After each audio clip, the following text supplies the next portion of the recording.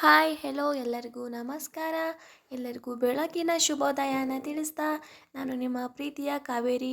ಸ್ವಲ್ಪ voice change ಆಗಿದೆ, ನೀರು ಚೇಂಜ್ ಆಗಿಬಿಟ್ಟು ಇಲ್ಲಿ ಮಡಿಕೇರಿ ನೀರಿಗೂ ಮತ್ತು ನಾವು ಇವಾಗ ನಮ್ಮ ಮನೆ ಅತ್ತೆ ಊರು ಅಂದರೆ ಬೊಮ್ಮನಹಳ್ಳಿಯಲ್ಲಿ ಇದ್ದೀವಿ. ಇವತ್ತಿನ ಡೇ ಹೇಗಿರುತ್ತೆ ಅಂತ ನೋಡೋಣ. ಇವತ್ತು ಬೆಳಿಗ್ಗೆ ಬೇಗ ಎದ್ಬಿಟ್ಟು ಸ್ನಾನ ಮುಗಿಸ್ಕೊಂಡು ಪೂಜೆನೆಲ್ಲ ಮಾಡಿ ಸ್ವಲ್ಪ ದೇವಸ್ಥಾನಕ್ಕೆ ಹೋಗೋಣ ಅಂತ ರೆಡಿಯಾಗಿದ್ದೀವಿ. ಬನ್ನಿ ಹೋಗೋಣ.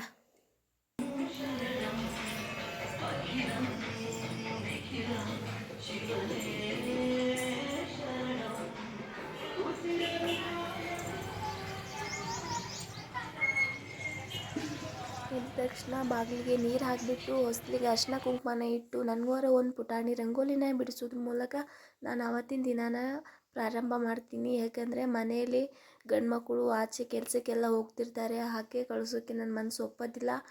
ಅಷ್ಟೆಲ್ಲ ಮುಗಿಸ್ಕೊಂಡು ಬರೋದ್ರಲ್ಲಿ ಈ ಕಡೆ ನಮ್ಮ ಅತ್ತೆ ಬೇಳೆನ ಹಾಕ್ತಿದ್ರು. ಇವತ್ತು ಅಮಾವಾಸ್ಯೆ ಇರೋದ್ರಿಂದ ಊರಲ್ಲಿರೋ ಪ್ರತಿಯೊಂದು ದೇವರಿಗೂ ಎಡೆ ತೋರಿಸ್ತಾರೆ, ಅದಕ್ಕೆ ರೆಡಿ ಮಾಡ್ಕೊಳ್ತಾಯಿದ್ರು ಹೋಳಿಗೆ ಮಾಡೋಕ್ಕೆ. ಅಪ್ಪು ಕೂಡ ಈ ಕಡೆ ಸ್ನಾನ ಮುಗಿಸ್ಕೊಂಡು ರೆಡಿಯಾಗಿ ಬಿಟ್ಟು ಬಂದರು.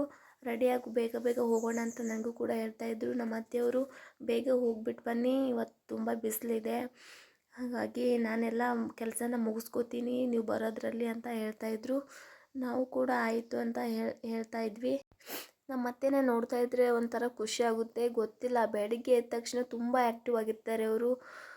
ಒಂದು ಸ್ವಲ್ಪನೂ ಸುಸ್ತು ಆಯಿತು ಅನ್ನೋ ಒಂದು ಭಾವನೆನೇ ತೋರಿಸ್ಕೊಳ್ಳೋದಿಲ್ಲ, ಅಷ್ಟೊಂದು ಆ್ಯಕ್ಟಿವ್ ಆಗಿರ್ತಾರೆ. ಅವ್ರು ನೋಡಿ ಕಲಿಯೋದು ತುಂಬಾ ಇದೆ.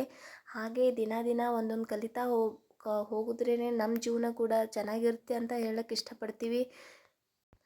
ಈ ಕಡೆ ಎಲ್ಲ ರೆಡಿ ಮಾಡಿಕೊಂಡು ಇನ್ನೇನು ಹೂರಣ ರುಬ್ಬಕ್ಕೆ ಅಂತ ಹೋಗಬೇಕು ಅಂತ ಹೇಳ್ತಾಯಿದ್ರು. ನಾವೆಲ್ಲ ಮನೆಯಲ್ಲಿ ಮಿಕ್ಸಿನ ಆಡಿಸ್ತೀವಿ, ಯಾಕಂದರೆ ಅವರಿಗೆ ಅದು ರುಚಿ ಇಷ್ಟ ಆಗೋದಿಲ್ಲ. ಅದು ರುಬ್ಬೋ ಕಲ್ಲು ಇರುತ್ತಲ್ಲ, ಅದರಲ್ಲಿ ರುಬ್ಕೊಂಡು ಬಂದು ಹೋಳಿ ಮಾಡಿದ್ರೇ ಅವ್ರಿಗೆ ಹೋಳಿಗೆಗೆ ಒಂದು ರುಚಿ ಬರುತ್ತೆ ಅನ್ನೋದೊಂದು, ಹೋಳಿಗೆ ರುಚಿ ಇರುತ್ತೆ ಅಂತ ಅವ್ರದ್ದು ಅದು ನಿಜ ಮಾತ್ರ.